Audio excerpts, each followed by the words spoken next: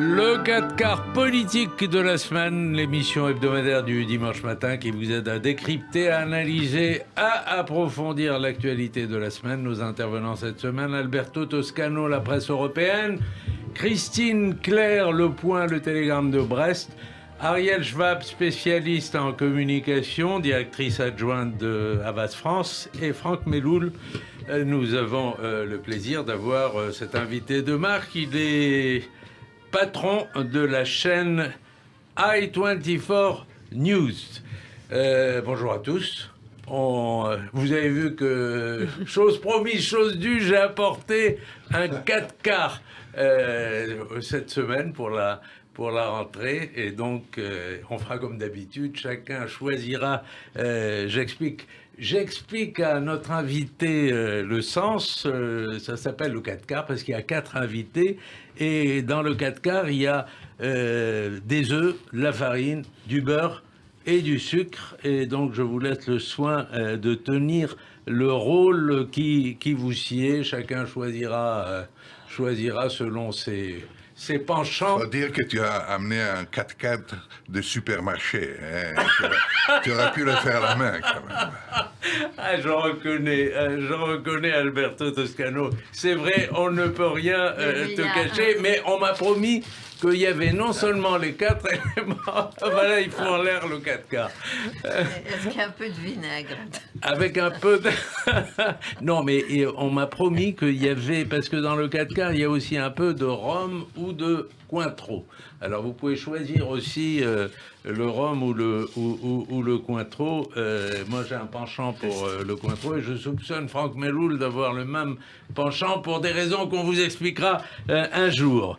Voilà, alors, au menu du 4 quarts cette semaine, la rentrée politique en France, un imam en fuite après avoir été condamné par la justice, le Covid du grand rabbin de France, empêché de se rendre en Algérie, le 2e anniversaire des accords d'Abraham, les élections en Italie et votre coup de cœur de la semaine. On va commencer par la rentrée politique en France avec le discours qui se veut churchillien du président Macron, annonçant que le pays devait se préparer à des jours difficiles, annonçant aussi la mise en place du Conseil national, non pas de la résistance, mais de la rénovation. Eh bien, on va commencer avec vous, chère Christine. Qu'est-ce que vous pensez de ce CNR ? Du mal. D'abord, cette espèce de plagiat du Conseil national de la résistance n'a pas lieu d'être. Ensuite, c'est encore une façon de détourner l'attention des autorités légales, des élus. Enfin, la France est un pays, on a beaucoup d'élus de toutes sortes. On a des conseillers généraux, on a des maires, le maximum de maires pour un petit pays. On a des députés, on a des sénateurs. On a toutes sortes de conseils. Pourquoi faudrait-il créer un nouveau conseil, hein, alors qu'il y a des élus? C'est quand même un refus des élus. Voilà, il ne veut pas, il veut choisir ses élus. Il choisit ceux qui lui plaisent et qui vont être appelés à discuter. Il ne veut pas des autres. Écoutez, ça ne marche pas, ça ne plaît à personne.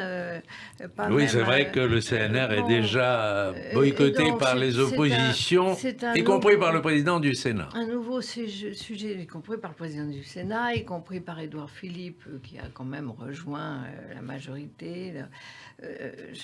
Ça n'a pas de base légale. Ça va être encore certainement des frais, des gens auxquels on paye des déplacements. Non, mais qu'est-ce que je veux dire? On n'a pas assez d'instances, on en a trop déjà. Il faudrait plutôt simplifier que rajouter. Il y a un an, il y a eu un conseil national aussi. Pourquoi? C'était pour voir les réformes qu'on pouvait faire. Alors, 150 personnes invitées dans les jardins de l'Élysée, tout ça à grands frais. Et tout ça, finalement, pour qu'on ne mette rien en œuvre, ça suffit. On a des élus. On va les laisser parler, on va les laisser discuter. On a un gouvernement qui est constitué, trop nombreux d'ailleurs, mais ça suffit.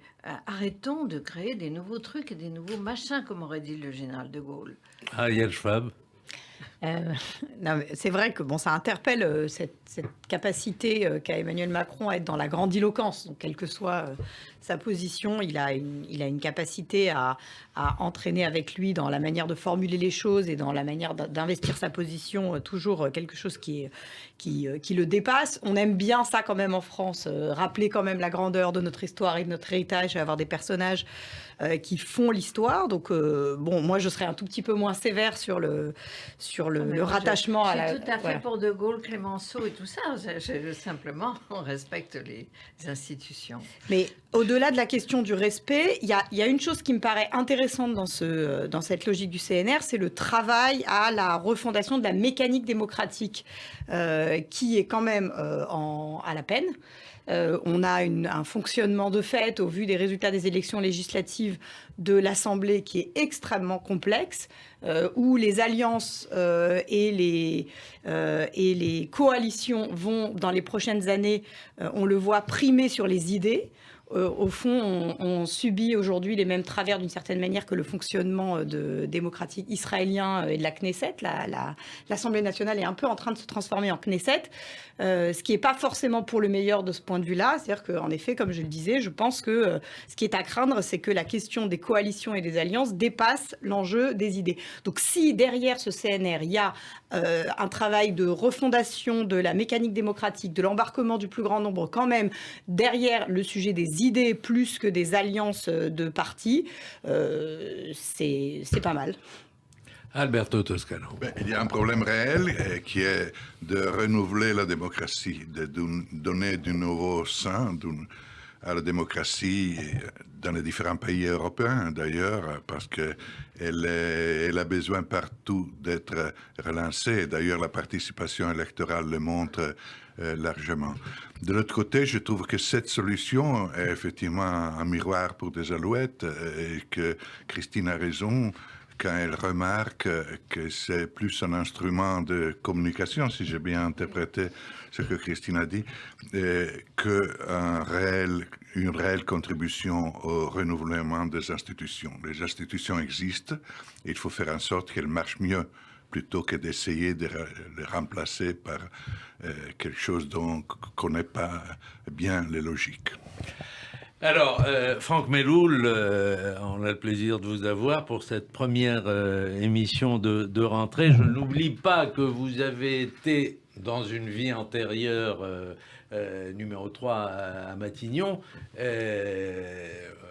On vous a tous connus autour de cette table dans cette fonction et vous êtes aujourd'hui président d'une chaîne et on va en parler et vous allez demain soir donner une soirée pour marquer aussi le deuxième anniversaire des accords d'Abraham. Enfin, restons sur le sujet. Quel regard vous portez aujourd'hui, vous, sur la rentrée politique en France ? Déjà, parler d'une expérience personnelle, surtout quand on dirige la communication d'un Premier ministre, une rentrée politique, c'est jamais facile. Il faut savoir doser. Vous parliez du 4 quarts tout à l'heure avec les différents ingrédients. C'est la même chose en politique. Les Français rentrent de vacances, ils sont optimistes, ils sont pleins de bonnes résolutions, de nouvelles résolutions. Et puis après, il y a le principe de réalité qui prend le dessus et qui casse le fantasme de pouvoir réaliser tout ce qu'ils ont rêvé pendant les vacances. Donc je crois que j'ai pris note de l'extérieur du gouvernement qui lance tout de suite la notion de rigueur pour essayer de désamorcer les attentes. Mais je suis assez d'accord avec tout ce qui a été dit par chacun. Il faut prendre en considération l'environnement tel qu'il est aujourd'hui. Il y a effectivement une grande similitude avec ce qui se passe en Israël. On est à la veille d'élections en Israël, encore parce que ce système ne fonctionne pas. Et si peut-être un jour il a fonctionné, c'était avec d'autres hommes. J'ai aussi vécu à Matignon les usines à gaz. Et je crois qu'effectivement, aujourd'hui, dans ce contexte, la simplicité et de rigueur. Mais je crois néanmoins, comme l'a dit Alberto, ça ne se limite pas à l'Europe. Aujourd'hui, il y a un problème de participation des citoyens dans la vie démocratique. Et il faut essayer de trouver le moyen de réinjecter de l'oxygène pour les ramener à la notion de démocratie et surtout à la notion du vivre ensemble. Et je crois que la France a un rôle à jouer dans ce domaine. Et je suis assez inquiet de l'évolution que je peux voir de l'extérieur, en tout cas quand je lis les médias ou que j'écoute les différents politiques, parce que cette cohésion nationale qu'on a toujours rêvé retrouver depuis des années, même quand je sévissais au gouvernement, eh bien je vois qu'elle est toujours avec un grand point d'interrogation aujourd'hui. Alors, on va parler de tout ça, mais restons un moment quand même sur la rentrée politique avec l'imam Iqiyoussen qui est en fuite. Ça aussi, ça n'a pas tellement changé après que le Conseil d'État a validé son expulsion et après que le ministre de l'Intérieur a crié victoire. On nous avait annoncé un grand coup de poing sur la table et ça finit un peu en eau de boudin, Christine Claire. Au fond, on peut se réjouir qu'il soit parti, finalement, c'est ce qu'il y avait de mieux. Mais c'est vrai que ça ajoute encore une touche de ridicule à la personnalité de Darmanin, qui fait beaucoup d'effets de manche, qui reprend le style Sarkozy. Je me demande si le style Sarkozy aujourd'hui n'est pas totalement démodé. C'est-à-dire qu'il est toujours dans les annonces, les fanfaronnades, et puis finalement le reste ne suit pas. Pourquoi? Parce que sans doute ça ne peut pas suivre, c'est très difficile. C'est très difficile. Il y a une criminalité en hausse, il y a énormément d'immigration irrégulière qu'on ne maîtrise pas du tout. Bon, c'est pas facile, mais alors les fanfaronnades paraissent d'autant plus ridicules et je veux dire, c'est vrai que ça ne sert pas ni sa personnalité, puisqu'il paraît qu'il a de très grandes ambitions, ni l'autorité de l'État, d'être toujours en train de se vanter et finalement d'avoir des résultats aussi faibles. On préférerait un peu plus de mesures et de raison. Ariel. Alors là, sur ce sujet-là, je pense qu'on peut reprocher beaucoup de choses aux politiques et à ceux qui ont des ambitions, mais là-dessus, je trouve que la capacité qu'a Darmanin et le gouvernement derrière lui à prendre ses responsabilités sur ce type de sujet, à aller chercher les dérapages des imams, dont on sait quand même, on dit depuis des années que le sujet, c'est les dérapages en mosquée, le leadership dans le monde, dans les communautés et le lien qu'elles peuvent avoir avec leurs leaders. Quand on va les chercher, on leur donne la sensation que ça ne passera pas inaperçu et que de mesures vont être prises. Alors là, pour le coup, moi, je suis vraiment très positive sur cette prise de responsabilité. Je suis tout à fait d'accord sur le fond. C'est simplement de se vanter déjà qu'on va leur envoyer, Bon, et puis finalement, on n'en est pas capable. Bon, mais comme vous le dites, finalement, il est parti. Il va plus sévir, en tout cas. Oui, exactement. Mais c'est vrai qu'on aurait préféré que ça se fasse avec une plus grande maîtrise. Oui. Alberto. Je crois que l'essentiel était d'empêcher la prosécution de cette prédication de haine. Et là, le ministre de l'Intérieur a bien fait, à mon avis, à être ferme. Ensuite, s'il s'est vanté, c'est un autre discours, je crois. Mais l'essentiel était que ce monsieur soit objet d'une décision ferme de la part de la République. Et aujourd'hui, on est dans un moment de tension sur ce terrain. Et d'ailleurs, même ce qui s'est passé, disons-le aussi, à la mosquée à Rambouillet est inquiétant parce qu'on risque d'aller vers une période où la haine de tout genre, et a commencé évidemment par la haine antisémite pour laquelle nous sommes tous inquiets au plus haut degré, reprennent et en France et pas qu'en France. Je pense aussi à mon pays, l'Italie. Absolument. On va en parler des élections en Italie et de la poussée de l'extrême droite avec vous. Et il faut souligner quand même dans cette affaire de l'imam Iqiyoussen que même le Maroc, qui s'était engagé à le recueillir, fait demi-tour à cause, semble-t-il, du voyage du président en Algérie. Alors je voudrais passer... Juste peut-être un mot, oui, si je peux me permettre là-dessus, parce que c'est quelque chose que j'ai vécu également. Je crois que le problème aujourd'hui, c'est pas qu'il se soit enfui. Le problème, c'est qu'il faut savoir tirer les leçons du passé. Et pour tirer les leçons du passé, il faut avoir de la mémoire. Moi, je me souviens qu'en 2004, cette affaire était déjà sur la table, puisque quand nous sommes arrivés à la place Beauvau, l'objectif était d'identifier les imams qui prêchaient et de les expulser. Et le premier imam qui avait été identifié, c'était l'imam Bouziane, qui avait fait couler beaucoup d'encre, où le ministre de l'Intérieur de l'époque avait décidé de l'expulser. Ce que nous avons fait, puisqu'il faisait des prêches, ce qu'on appelait l'imam de Vénissieux, il faisait des prêches dans les caves. On avait découvert que beaucoup d'islamistes achetaient des appartements à Lyon à des retraités, comme par hasard, des appartements qui avaient des caves, pour qu'ils puissent faire des prêches. Et donc, quand nous avons expulsé l'imam Bouziane, la CIMAD, à l'époque, avait saisi le tribunal administratif et l'imam était revenu. Le seul moyen que nous avions trouvé à l'époque pour pouvoir le renvoyer chez lui, c'était que nous avions trouvé qu'il y avait des mains courantes comme quoi il battait sa femme. Donc vous voyez bien les deux poids, deux mesures.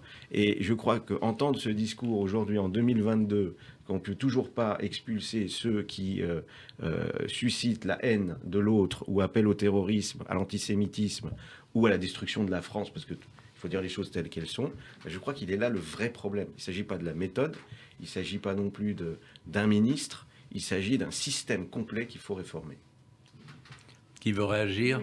Oui, je suis tout à fait Tout à d'accord. fait d'accord. Mais ça, alors, généralement, on charge les juges, la justice, qui, à leur tour, disent « mais nous faisons qu'appliquer les lois, donc il faut changer les lois ». C'est pour ça que crier victoire quand même sur la possibilité de le faire, en l'occurrence, ça valait la peine.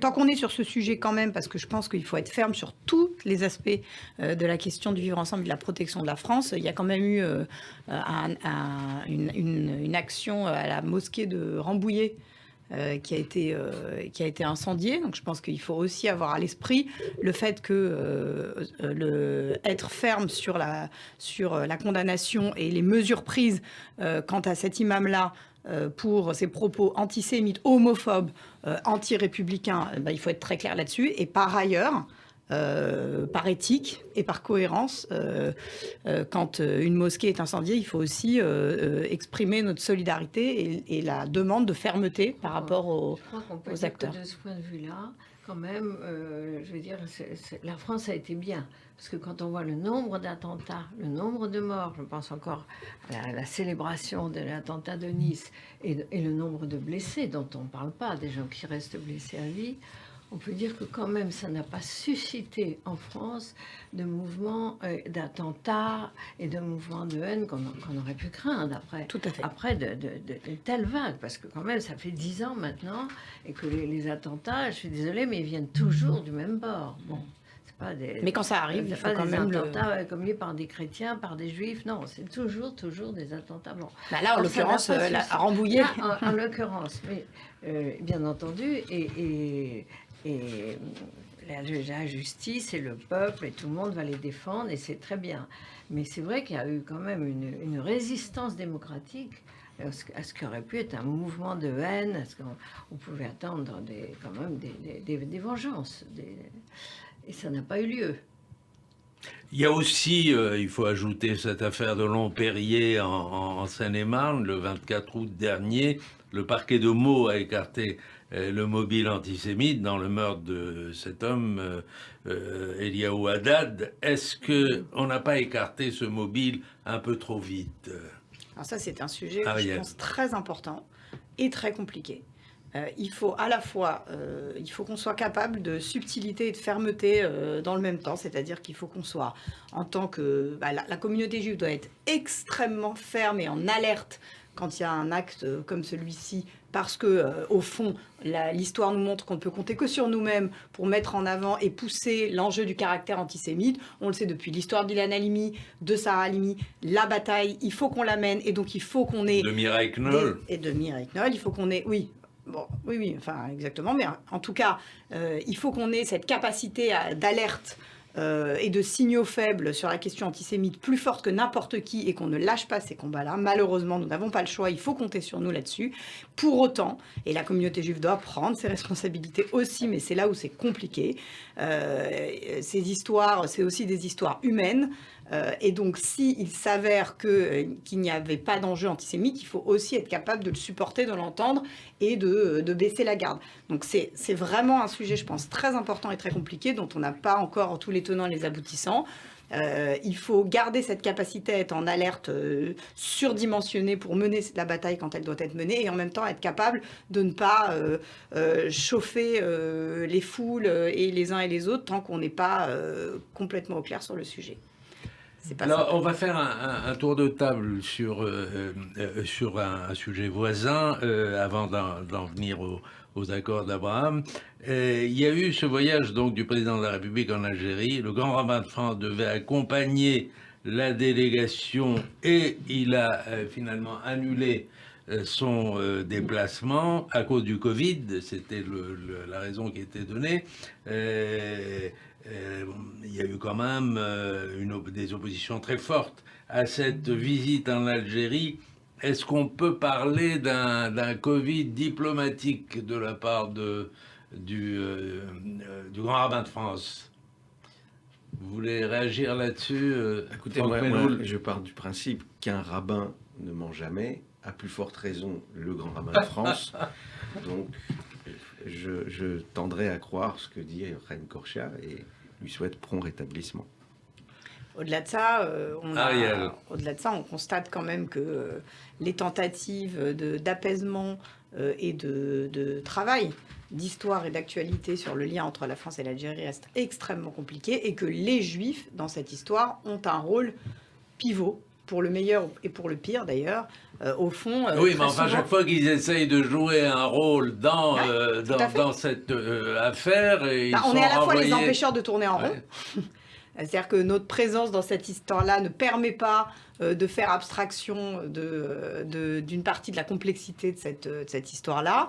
Souvent, ça achoppe sur la question de la venue ou non d'une personnalité qui s'avère être juive. Parce que, quand même, au fond, un débat dans le débat sur ce voyage est très important. Ça a quand même été la venue ou non d'un représentant du monde juif français dans ce voyage, avant cette question du Covid. Donc, si vous posez la question du Covid diplomatique, c'est bien qu'il y avait un sujet. Donc, la présence des Juifs en tant que telle dans la question du travail des relations diplomatiques entre la France et l'Algérie, on est les empêcheurs de tourner en rond, les empêcheurs de relire l'histoire différemment. On se souvient qu'Enrico Macias a pas absolument, c'était la même chose. Il devait y aller, il était invité et il a été désinvité. Pourtant, ce travail d'histoire sur les relations entre la France et l'Algérie est absolument essentiel. Il faut vraiment l'avoir en tête. Je me souviens de Benjamin Stora qui nous expliquait au moment de 2005 où les banlieues brûlées, on discutait beaucoup de ça avec lui à l'UEJF. Il nous expliquait, et il avait raison, qu'en fait c'était au fond ce qui se rejouait, c'était l'histoire de la France et de l'Algérie à chaque instant. C'est-à-dire que les jeunes des quartiers en France sont majoritairement issus d'Algérie. La communauté juive est en fait en France très largement issue de l'Algérie et des rapatriés d'Algérie.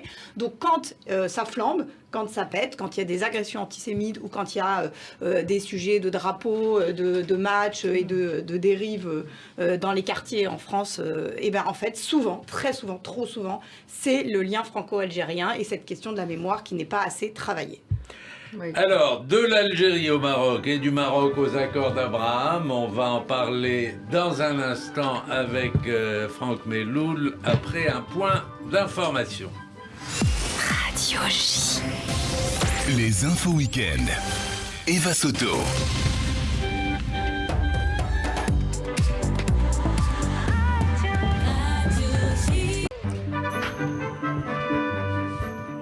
Retour aux 4 quarts politiques de la semaine avec Alberto Toscano, Christine Claire, Ariel Schwab, Franck Meloul.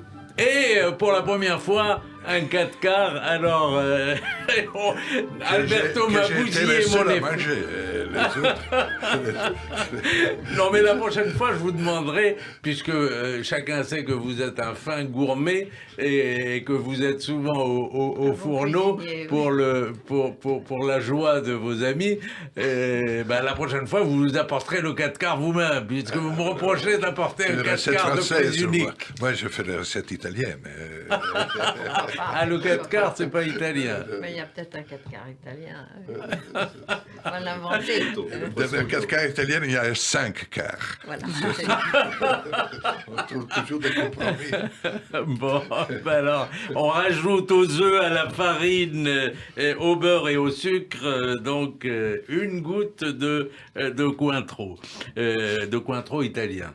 Il y a 2 ans, Franck Meloul, que les accords d'Abraham ont été signés entre Israël et les Émirats d'abord, Bahreïn, puis le Maroc. Vous avez suivi de près et vous avez même accompagné ces accords. Est-ce qu'on peut parler de totale normalisation ? Je crois que oui. Je crois que d'abord, il faut rappeler l'essence de ces accords, qui était de tisser des liens diplomatiques, de liens commerciaux, de partenariats. Et force est de constater qu'après 2 ans, ces accords ont survécu à 2 grosses guerres à Gaza, l'une contre le Hamas et l'autre contre le djihad islamique. Alors on a pu lire ici ou là des communiqués de presse assez durs, mais il n'empêche que derrière, les accords continuent, les partenariats se signent et le commerce est plutôt bénéfique. Tous ceux qui ont investi dans les accords d'Abraham se retrouvent dans une situation win-win. C'est le cas d'i24 News. Notre chaîne est devenue naturellement, de par son ADN de coexistence et du travail que nous avons fait depuis 8 ans dans les pays du Golfe, la chaîne partenaire des accords d'Abraham. Et donc les États du Golfe nous ont choisis pour signer leur premier partenariat.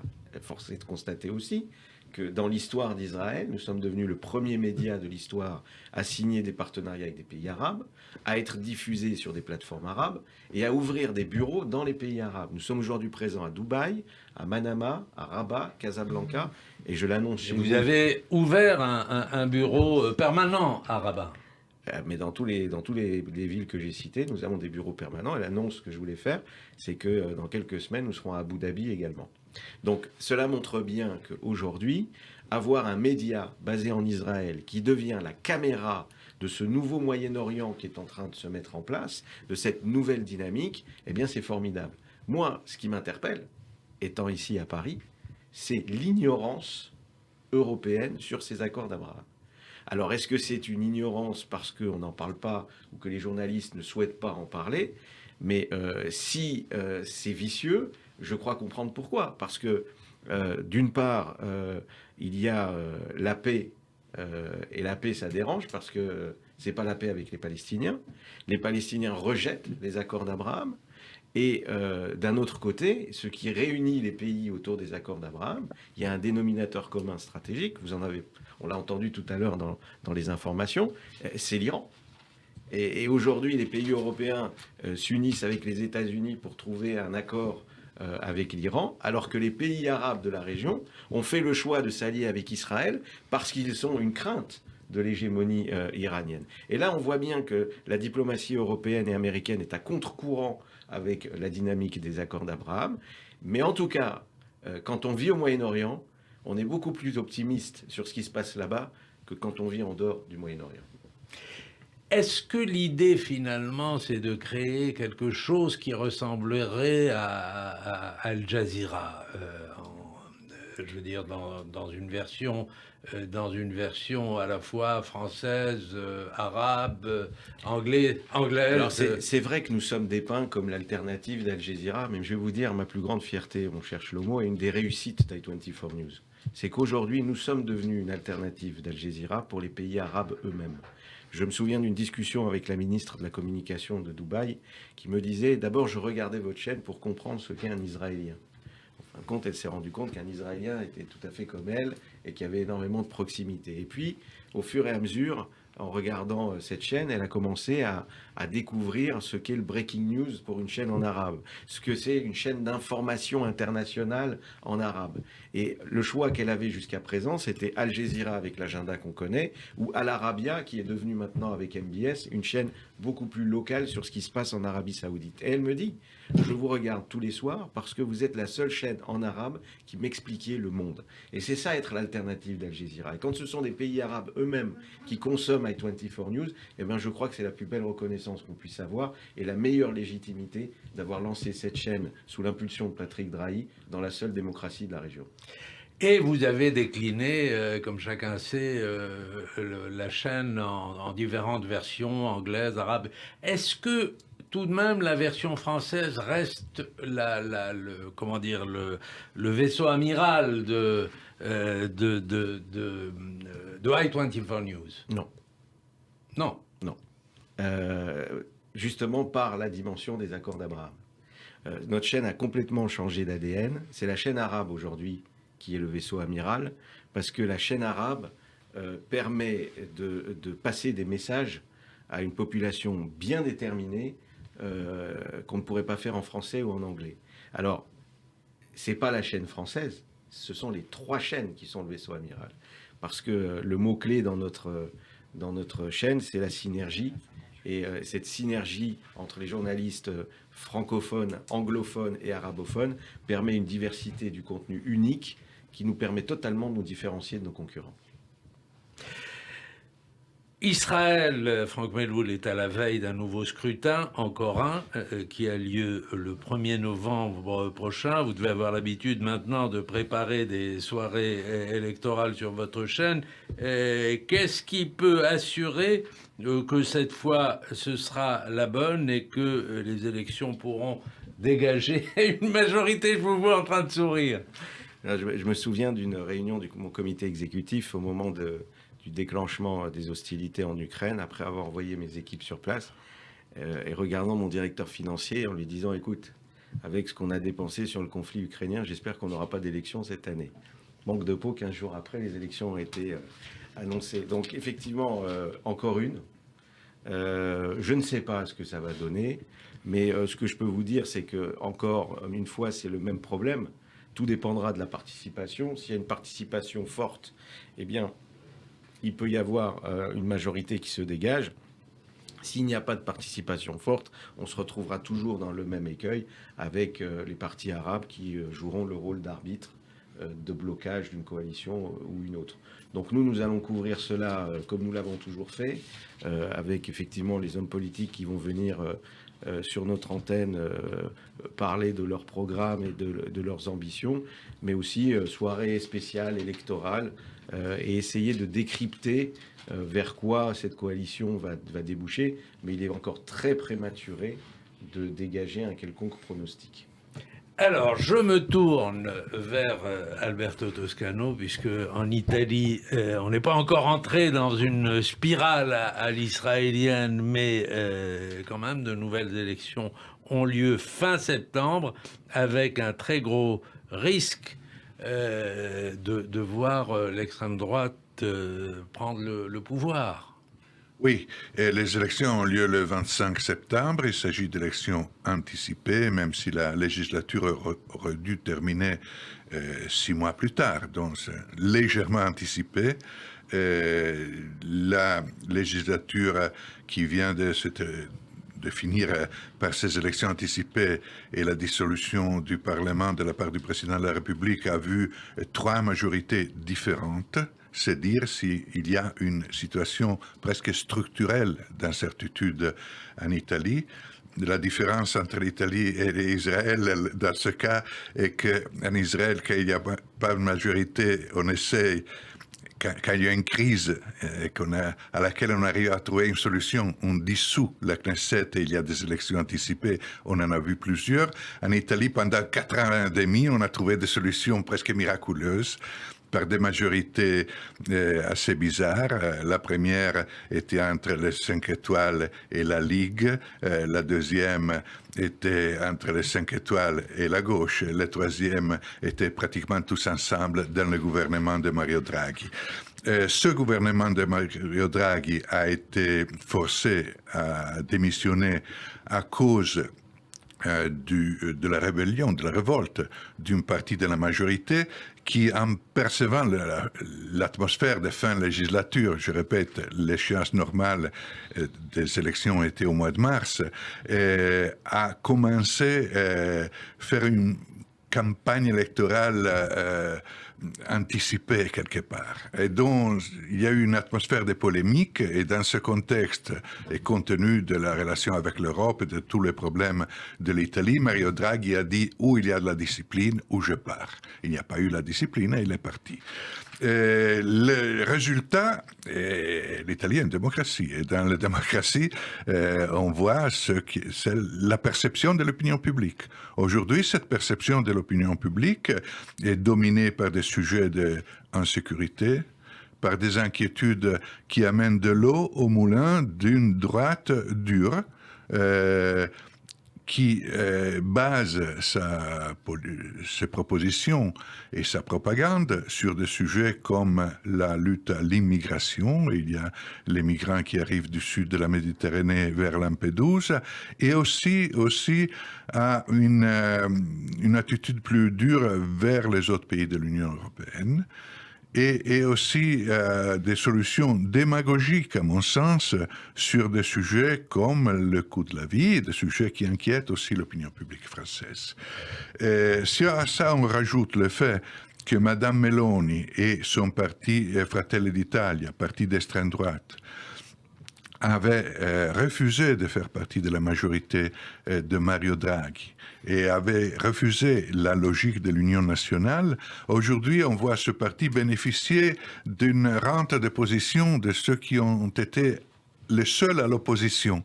Et voilà le mécontentement de l'opinion publique bénéficiait à ce parti et à cette dame. Alors, inquiéter ou pas s'inquiéter, Madame Meloni a parfois des expressions sur le passé fasciste de l'Italie qui sont inquiétantes. Et son parti est l'héritage, la dernière mutation darwinienne d'une série d'attitudes d'un parti qui, après la guerre, était un parti néofasciste. Ceci dit, on est dans une situation où les institutions démocratiques sont solides. Elles le sont en France, elles le sont en Italie, elles le sont en Allemagne. Donc, la solidité des institutions se mesure aussi dans le fait que ceux qui n'acceptent pas certains points et certaines valeurs, s'ils sont élus, ils puissent être au pouvoir, mais en respectant les institutions et les valeurs des institutions et les limites que les institutions posent à l'action de tous les gouvernements. Est-ce que c'est l'avenir de l'Europe et c'est l'avenir aussi d'une certaine manière de la guerre en Ukraine qui se joue aujourd'hui à Rome? Alors, d'abord Christine, puis ensuite Ariel Alberto, et peut-être Franck aussi. Je désespère, c'est vrai. J'espérais encore que Draghi pourrait revenir au pouvoir un jour, mais c'est vrai, je vois qu'il a eu 75 ans hier. Il a exercé le pouvoir 16 mois, exactement comme De Gaulle en 1944. Seulement à l'époque, De Gaulle avait 54 ans et lui 75. Donc c'est... oui, bien sûr qu'on redoute une contagion et un basculement. Alberto rappelle que ce sont des régimes démocratiques, mais en Russie, c'était presque un régime démocratique, non, du temps de Gorbatchev. Et on voit ce que c'est devenu après. Je ne sais pas si la terreur s'abat sur les populations face aux guerres, face à une situation économique très tendue et sociale. On ne sait pas. Je crois qu'on peut tout redouter, en effet, et qu'il faut être très vigilant. Et ça peut basculer d'un moment à l'autre dans la situation actuelle du monde et de l'Europe. Je ne suis pas optimiste personnellement. Ariel Schwab. Je pense que la contagion, en tout cas l'homogénéité du rapport à la politique en Europe est déjà opérée. Les populations européennes ont un rapport assez similaire à la démocratie, au populisme, une tolérance qui augmente au populisme et un vote vis-à-vis de partis d'extrême droite plus ou moins assumés qui augmente et qui se banalise. Donc au fond, l'homogénéité dans le rapport au délitement démocratique est avérée en Europe. C'est même le cas au fond dans tous les peuples occidentaux, d'une certaine manière. On mesure probablement pas complètement la chance qu'on a d'avoir des institutions qui nous permettent de s'exprimer et de vivre dans une grande liberté. Moi, je serais peut-être un tout petit peu moins rassurante. Enfin, en tout cas, je pense que ça se double quand même en France et peut-être en Italie, j'en sais rien, mais probablement d'un fond de l'air insurrectionnel qui est au fond très inflammable. C'est vrai que les institutions démocratiques tiennent, elles tiennent jusqu'à ce qu'elles ne tiennent plus. Et qu'on mette à leur tête des personnalités ou des partis qui décident de les mettre à bas et qui en auraient les moyens. et qu'il y a une ambiance insurrectionnelle qui va probablement s'aggraver du fait de la morosité qui nous arrive, des enjeux de rupture énergétique, de l'inflation magistrale. Donc il va y avoir une dégradation, mais vraiment très très forte là, dans les prochaines semaines, dans les prochains mois, du niveau de vie des gens. Et ça, c'est potentiellement l'étincelle qui peut tout enflammer. Donc oui, c'est vrai que nos institutions démocratiques sont solides, mais trop de coups de boutoir et trop de fragilité sociale peuvent quand même nous mettre en grand risque. Franck Melloul. Effectivement, on doit aujourd'hui faire face à une conjugaison des crises. Et donc, il est temps que l'Europe trouve un nouveau souffle. Il faut que ce qui se passe en Ukraine et en Russie aujourd'hui soit un élément de réveil de nos dirigeants pour ne pas se reposer sur nos institutions, mais dynamiser nos institutions. On revient un peu à la discussion du début sur ce qui se passe en France, et qu'aujourd'hui, on a tellement d'institutions, tellement de machines à gaz, qu'au final, on ne sait plus sur qui s'appuyer ou sur quoi s'appuyer. Et je crois qu'il est là le défi de nos dirigeants aujourd'hui, c'est de se mettre ensemble, de s'unir pour essayer de reconstruire une Europe forte et unie qui puisse faire face à toutes ces crises qui arrivent. Alors, je voudrais un dernier tour de table, puisque vous parliez de l'Ukraine et de la Russie. Un dernier tour de table avant votre coup de cœur, c'est Gorbatchev, inhumé hier à Moscou. On ne peut pas dire que la mort de cette grande figure de la perestroïka ait fait beaucoup de peine à Vladimir Poutine, puisqu'il n'a même pas trouvé le temps de se rendre aux obsèques. Certains disent par peur d'être pris à partie et d'être conspué par la foule. Vous croyez que là, oui. Il y a des gens très courageux en Russie, c'est vrai. De là à conspuer Poutine, se retrouver ça n'ira pas jusque-là. Se retrouver assassiné sur un pont, oui. Non, il n'en a rien à faire, tout simplement. C'est dépassé. Il faut dire aussi qu'il me semble qu'on n'a pas... Il y a eu des documents qui sont passés très émouvants, d'ailleurs, sur Gorbatchev et Helsinki, mais on n'a pas dit beaucoup que, quand même, sous son règne, les choses n'allaient pas si bien. Voilà, les gens faisaient la queue dans les magasins, il n'y avait plus rien. Il est peut-être allé beaucoup trop vite. Il a voulu réformer, il a voulu libéraliser. Et finalement, il y a beaucoup d'argent qui est parti chez des gens qui se sont enrichis, mais pas pour le peuple. Le peuple n'a pas mieux vécu de son temps. Il n'a pas apporté la preuve. Il a même apporté la contre-preuve, et peut-être que ça a dressé les Russes contre tout ce qui ressemblait à du libéralisme, même s'ils ne sont pas toujours rendus compte que des oligarques pouvaient s'enrichir infiniment à leurs dépens. Mais je pense que là-bas, ça n'a pas l'air d'être un très bon souvenir, Gorbatchev. On se demande même pourquoi il est resté vivre là-bas, par un patriotisme persévérant. Oui, Alberto. L'opinion russe sur Gorbatchev n'est pas la même que chez les Occidentaux. Nous voyons le héros de la grande transformation de l'Europe. Et avec ou en Israël, il est très aimé en Israël, parce que c'est sous son règne que un certain nombre il y a eu un réchauffement, et puis surtout il y a eu un certain nombre de juifs russes qui ont été autorisés à quitter et à se rendre en Israël. Excusez-moi, Alberto, exactement. En Europe, Israël, il y a des opinions très favorables à la mémoire de Gorbatchev, ce qu'il a fait. Et à Russie, l'opinion est différente.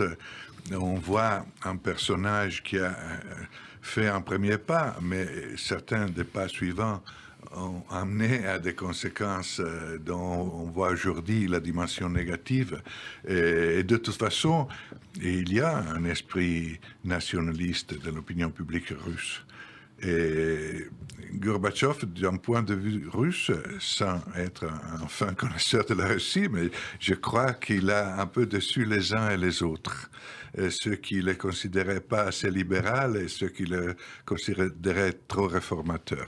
Aujourd'hui, quand même, il y a une mémoire de Gorbatchev à respecter, et surtout à une époque où il y a la guerre de cette partie d'Europe. Voilà.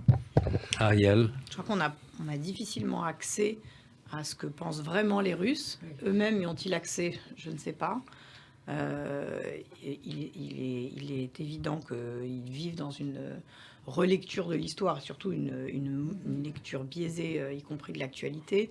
C'est effarant et très inquiétant de voir, quand on arrive à sonder le point de vue de la population russe sur ce qui se passe en Ukraine déjà. C'est quand même... enfin bon, voilà, ils sont... pour le moment, de toute façon, je pense qu'on n'a pas accès à leur réel rapport à l'actualité et d'autant moins à l'histoire. Et je ne sais pas à quel point eux-mêmes sont embarqués dans ce tunnel de relecture de l'histoire et de dictature, y compris intellectuelle, que mène Poutine depuis des dizaines d'années. Les Russes qui ont 20 ans aujourd'hui n'auront vécu que sous Poutine, Voilà. donc que dans la relecture de l'histoire. Ils ignorent toute leur histoire. Alors Ariel, gardez le micro pour un tour de table sur votre coup de cœur de la semaine ou votre coup de griffe. Et oui, ce sera plutôt un coup de griffe, un coup de gueule. Je voudrais qu'on parle du guet et du conservatisme violent qui règne à certains égards dans la communauté juive. Il faut être capable de le voir en face. Il y a en ce moment un nouveau scandale qui émerge, mais il y en a beaucoup qui n'émergent pas, dont on n'entend pas parler. Liora et Léa attendent leur guette depuis des mois. Les signaux envoyés par nos institutions ne sont pas en leur faveur. Quand il y a des solutions, nos institutions religieuses entravent la possibilité pour les femmes de se libérer de mari qui, dans un cas, par exemple, a été celui qui a été à l'initiative du divorce. Nous devons traiter ce sujet du guet, pas seulement pour s'occuper de ces cas-là, et s'il n'y en avait que 2, ça suffirait déjà à ce qu'on se penche sur cette question, mais parce que c'est emblématique de notre difficulté à s'orienter dans une logique progressiste, y compris sur le volet religieux et institutionnel de notre communauté. C'est un sujet de société, c'est un sujet de violence psychologique faite aux femmes. Nous devons nous mobiliser et faire sentir à nos institutions que nous ne sommes pas dupes et qu'elles ne peuvent pas faire ce qu'elles veulent et que donc nous allons nous battre pour que ces 2 femmes, les premières, puissent obtenir leur guette et toutes les autres derrière. Voilà. Enfin, j'imagine que tout le monde autour de cette table s'associe à votre coup de gueule qui est tout à fait justifié. J'ai Christine. peur de paraître légère, mais non, moi c'est un film que j'ai vu hier, Flea.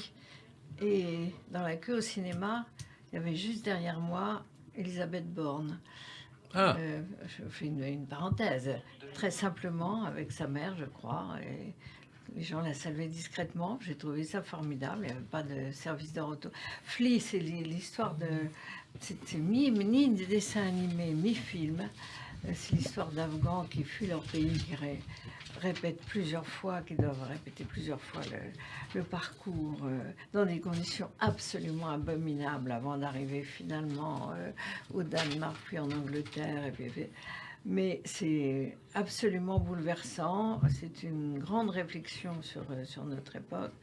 Et je ne sais pas comment ils arrivent à faire quelque chose d'aussi émouvant entre dessin animé et film. Mais c'est le Canard enchaîné qui m'avait recommandé d'aller le voir. Alors, très rapidement, malheureusement, parce qu'on arrive au conseil. terme de l'émission. Franck, votre coup de cœur? Le coup de cœur, c'est aussi un film. J'ai vu la bande-annonce hier, ça m'a rappelé ma jeunesse. C'est Le Jouet, qui est un remake de Pierre Richard avec Jamel Debbouze et Daniel Auteuil. Donc j'ai vu la bande-annonce, ça me donne envie d'aller le voir. Et on a parlé tellement de trucs lourds aujourd'hui que ça nous ouvre un peu de légèreté. Alors, on va continuer dans le sourire. Pour moi, peut-être, c'est un livre, un beau livre à lire, un roman écrit par Giuliano d'Empoli, intellectuel italien qui enseigne à Paris. Et le titre est Le mage du Kremlin. Ça nous ramène dans la situation actuelle de la Russie, et publié par Gallimard, donc Giuliano d'Empoli, Le mage du Kremlin. Absolument. Mais on peut l'inviter invité. On a l'impression qu'il connaît tout. Ouais, tu peux l'appeler sans passer par moi, je crois. Alors le mien c'est Olivier Weber, naissant d'une nation européenne, réflexion sur la question ukrainienne. Il revient d'Ukraine et je le recevrai la semaine prochaine, puisque les auditeurs qui me supportent le dimanche matin vont me supporter aussi dans l'après-midi pour l'émission Pont Neuf à 16h, et je recevrai la semaine prochaine Olivier Weber. Merci à tous les quatre, Alberto Toscano, Christine Claire, Ariel Schwab, Franck Meloul, et vous pouvez vous servir, hein, le 4 carré. J'ai déjà donné, moi. C'est les autres qui se méfient de ton 4. Mais merci à tous les quatre et bon dimanche à tous.